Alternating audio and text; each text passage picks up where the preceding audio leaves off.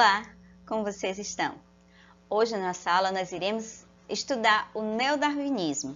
Mas antes disso, vamos rever alguns conceitos aí dos princípios básicos da evolução de Darwin. O primeiro princípio que nós vamos estudar aqui são que os indivíduos de uma mesma espécie, eles não são idênticos. Eles vão apresentar características diferentes na mesma espécie. Então, essas variações que vão estar apresentando na mesma espécie, elas dizem que nós não somos idênticos. Aliás, nós não, todos os seres vivos. Os organismos com variações favoráveis e as condições do ambiente em que eles se encontram, eles têm maior chances de sobreviver em relação aos que não têm aquela característica lá favorável. Outro princípio é que os indivíduos com características mais vantajosas, eles vão ter mais chances, né, essas chances de deixar descendentes. Essas vantagens que eles têm também vai ser vantagem para eles se reproduzir. Todo organismo ele tem a capacidade de reprodução, apesar de que alguns desses descendentes nem chegam à idade adulta para deixar aí os seus descendentes, tá certo?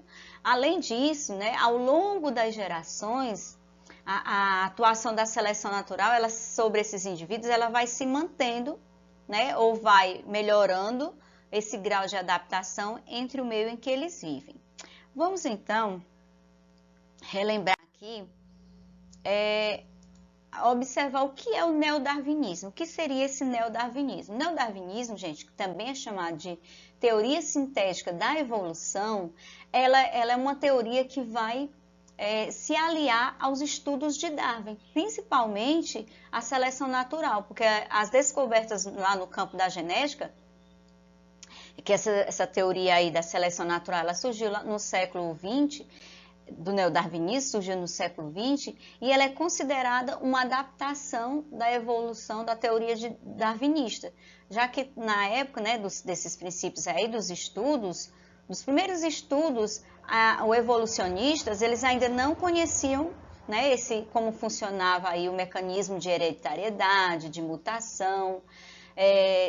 Tudo isso só foi posterior aos estudos de Gregor Mendel, que existem novas áreas das ciências que elas vieram ampliar esse conceito de evolução. Para isso, existem 5 fatores evolutivos que nós vamos estudar nessa aula de hoje, né? Esses 5 fatores evolutivos aí do neodarwinismo seria o quê? A seleção natural, já lá de Darwin, ele não é novidade, mas ele veio juntar-se com outros fatores, que são chamados de fatores evolutivos, para apresentar aí para a humanidade que existe sim, né, algo que nos leva a entender essa evolução das espécies. Então, os 5 fatores são seleção natural, mutação, deriva gênica, migrações e recombinação gênica, e nós vamos observar todos aqui. Bom, o neodarwinismo, o que quer dizer esse nome, né? Neodarwinismo. Neo, gente, quer dizer novo, certo? Então, é algo novo, algo que foi renovado.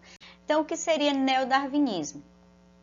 O neodarwinismo, ele vai explicar a causa da diversidade de seres vivos, surgindo estas nas frequências genéticas, ou seja, no fundo gênico, que nós vamos estudar o que é isso aqui detalhadamente, né? O fundo gênico das populações. Esse fundo gênico, gente, ele vai ser um conjunto de todos os alelos que fazem parte de uma população, tá certo? Então, esses novos nomes, esses termos, como mutação, né? Que vai ser as alterações no DNA, eles vieram para agregar esse estudo de Darwin, certo? Lá por volta do ano 1936 até 1947, os cientistas, eles começaram a unir, né, a teoria de Darwin com a genética, e surgiu aí o que nós conhecemos hoje por esse neodarwinismo.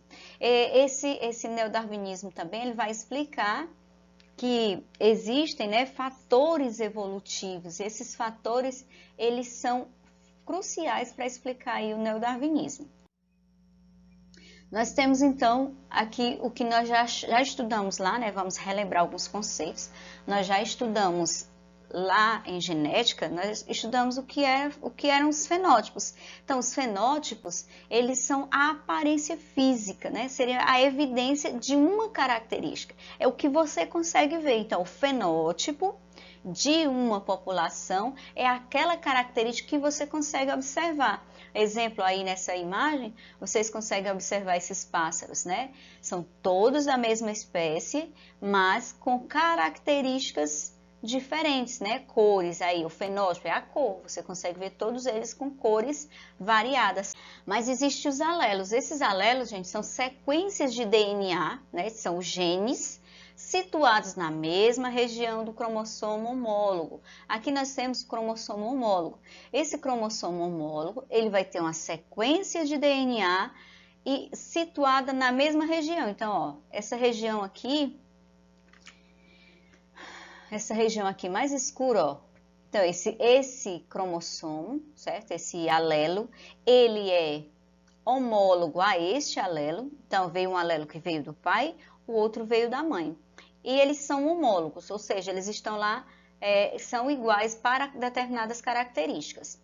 Mas nós temos também o genótipo. O que seria o genótipo? O genótipo, ele vai ser o quê? A composição de todos os alélicos, a composição alélica específica de um indivíduo para um outro gene ou para um grupo de genes. Então, o genótipo, vamos só fechar aqui para vocês entenderem melhor.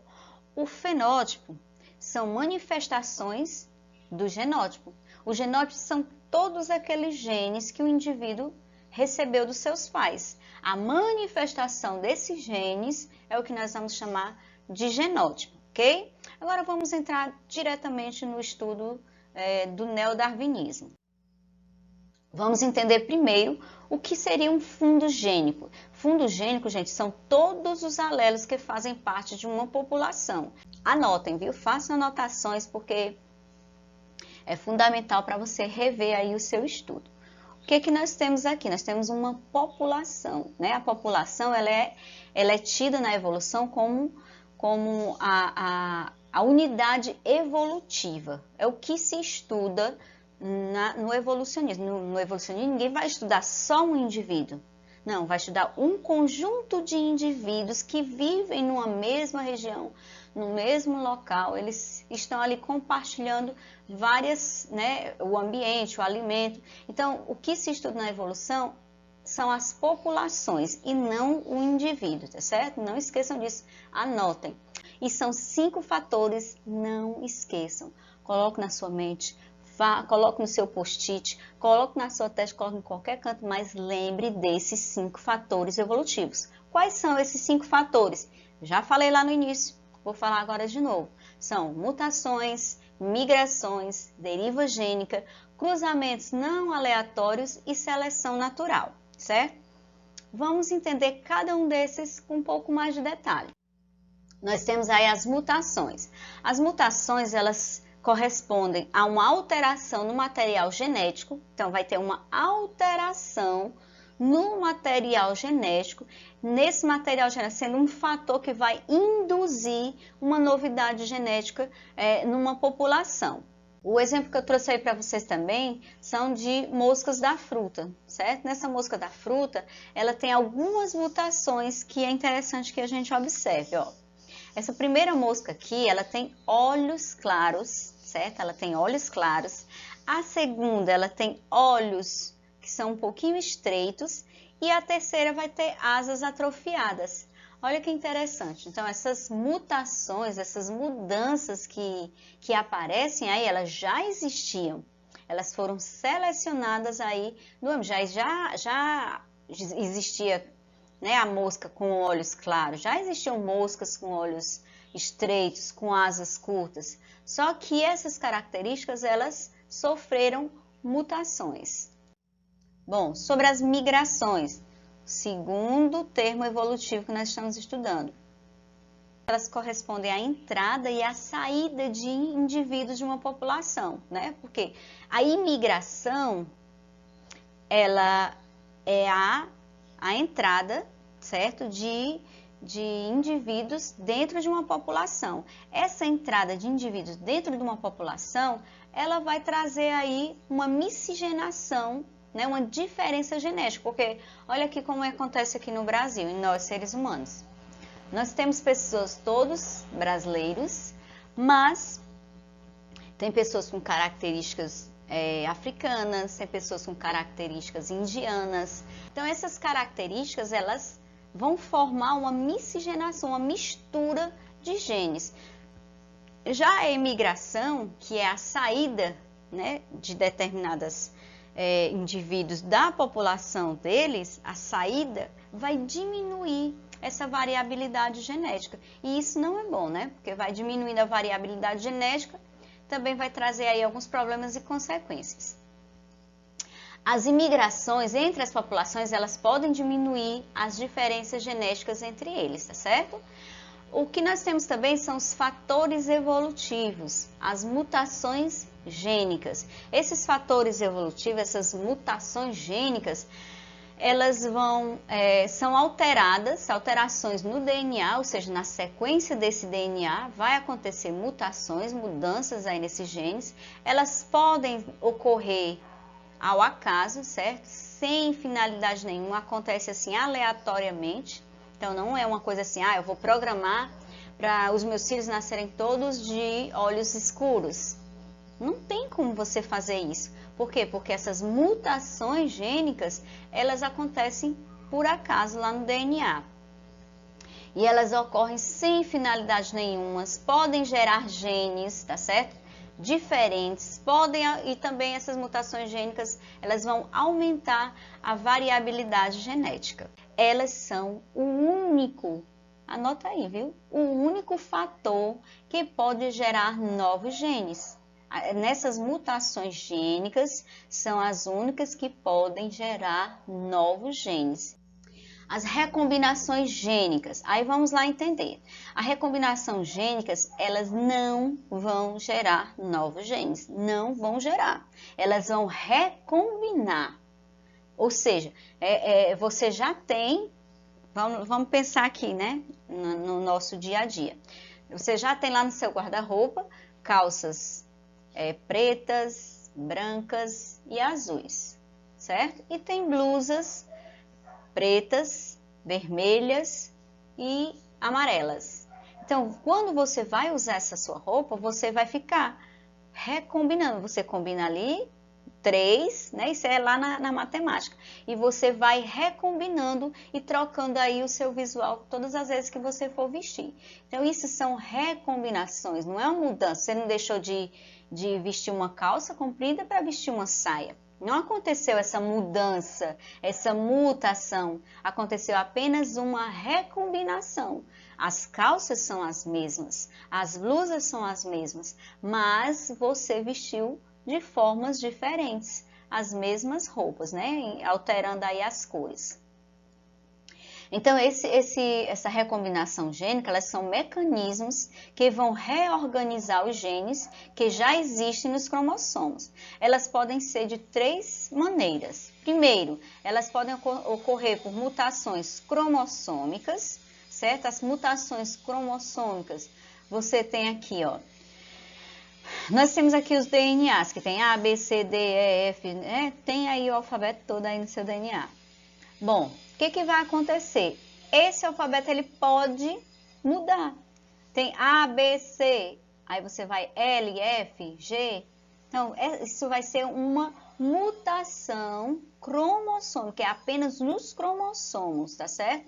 Mas eles ainda estão lá, são os mesmos cromossomos, só que ele aconteceu essa mutação, tá certo? Temos também o que nós chamamos de crossover. Esse crossing over, né, o que é que vai acontecer?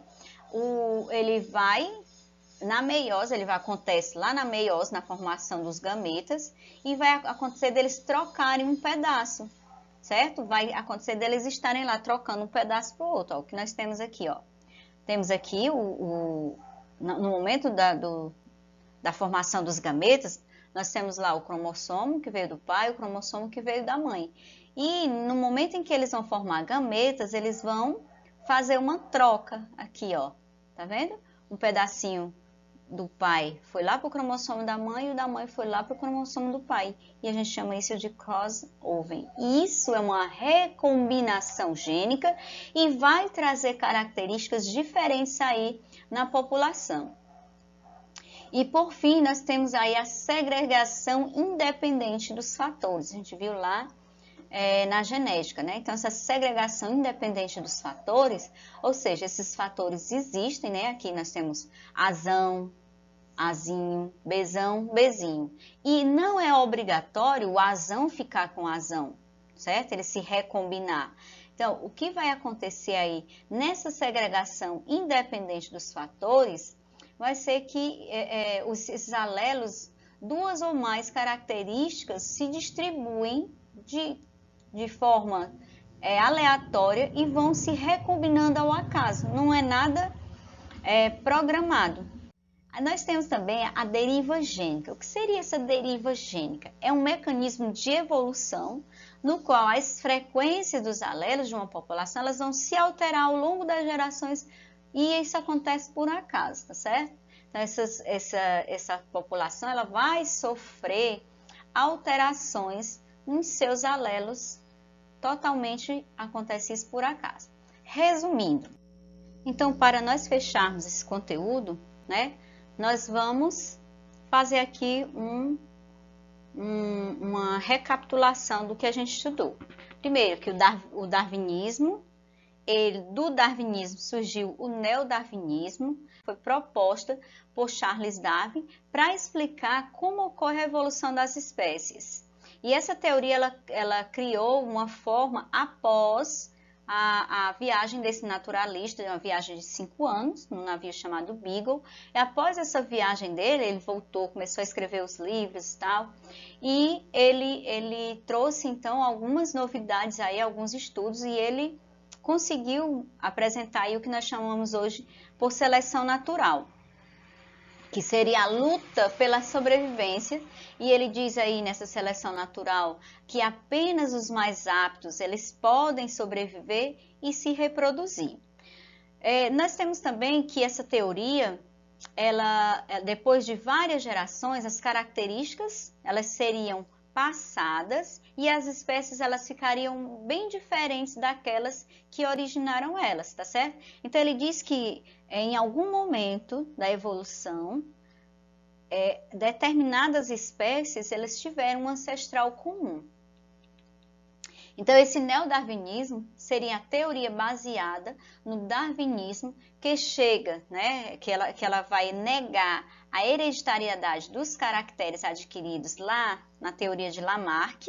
Ela diz também que ela tem um fator principal, né, da evolução, que seria a seleção natural, que ela é incorporada a conhecimentos da genética e da biologia molecular. Então, esse neodarwinismo ele veio para incorporar conhecimentos da genética e da biologia molecular.